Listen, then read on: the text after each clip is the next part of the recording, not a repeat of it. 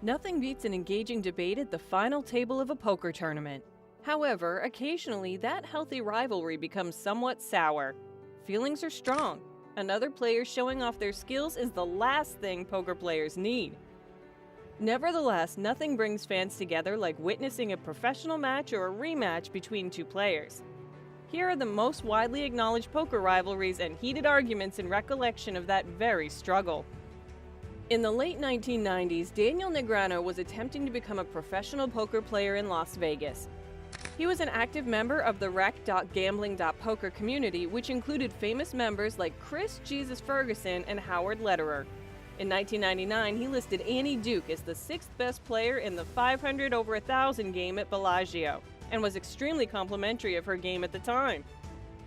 From September 9th till the 18th of 2002, he started making vague accusations on rec.gambling.poker, a poker discussion forum, about an expert acting like a bully in the Bellagio game.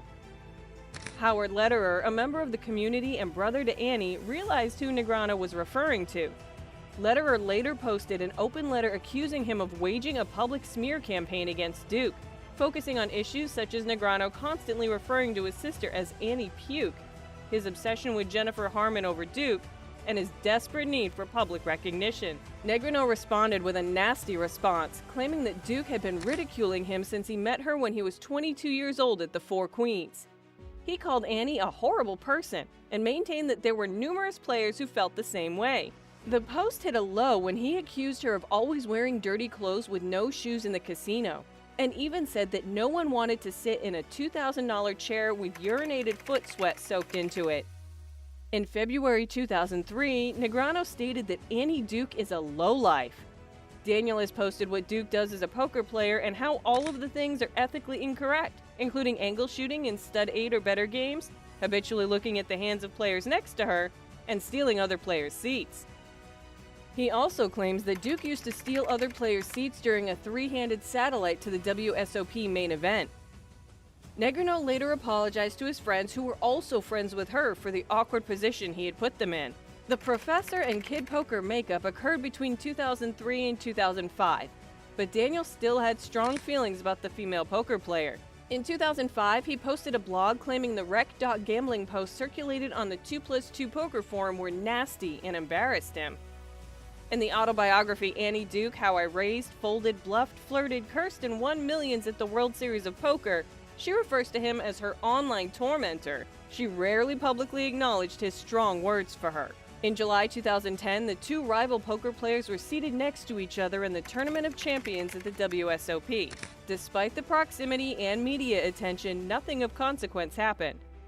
However, in August 2010, he allegedly called Duke a very abusive word for belittling the ladies' event. She later said she was shocked by the language and wrote an open letter to Negreanu's online sponsor PokerStars demanding a reprimand. PokerStars responded by saying they don't support the use of derogatory or hurtful language ever. He eventually apologized to all women who were offended, but never apologized directly to Annie. Throughout the late 2000s, Negreanu was outspoken in his contempt for UB Poker, a site where she was heavily involved as a member of Team UB and as the UB cardroom consultant. She finally left the site in early 2011. In August 2011, Daniel wrote a blog post titled Why I Don't Play the EPL that blasts Duke's newest venture, the Epic Poker League. He believes that the tour will not be a success without a legitimate source of revenue. In conclusion, Negreanu's negative comments about Duke and his relationship with her have led to a complex and controversial situation in the world of poker. Let's examine the first fistfight between two poker players, Sam Grizzle and Phil Hellmuth. The two players were known for their verbal abuse and taunting each other at the table, and they were arguably best known for their rivalry. In the years leading up to the poker boom, the two supposedly got into a fight. Philip Jerome Hellmuth Jr. is an American professional poker player who dropped out of the University of Wisconsin to pursue full-time poker. He won an all-time record of 17 World Series of Poker bracelets and has won the main event of the 1989 World Series of Poker and the 2012 World Series of Poker Europe, earning him a seat in the WSOP's Poker Hall of Fame.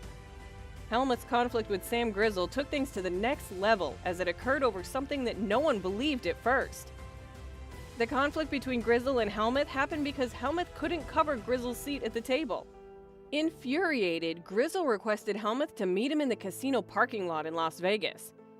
The brawl ended as quickly as it began, with Sam landing a single punch on the much taller Helmuth, demonstrating that the streetwise hustler had far more of an edge away from the tables.